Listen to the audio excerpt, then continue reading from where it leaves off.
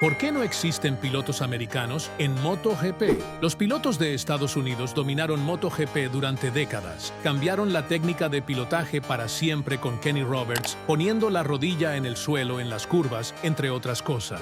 Entonces, ¿por qué hoy casi no existen más pilotos americanos en MotoGP? No fue falta de talento, fue economía. El sistema de carreras en Estados Unidos cambió completamente. Hoy, un joven piloto americano talentoso mira hacia MotoGP y ve años de inversión cara en Europa, lejos de casa, con pocas posibilidades de patrocinio. Después mira hacia el Supercross, Motocross y las carreras de Superbike domésticas, donde puede construir una carrera lucrativa cerca de la familia, con estructura consolidada y patrocinios millonarios. MotoGP no expulsó a los americanos. El mercado americano simplemente ofreció un camino mejor. Mientras Europa forma pilotos dentro del sistema Grand Prix, Estados Unidos creó un ecosistema propio tan fuerte que darle la espalda a MotoGP se volvió la elección más inteligente.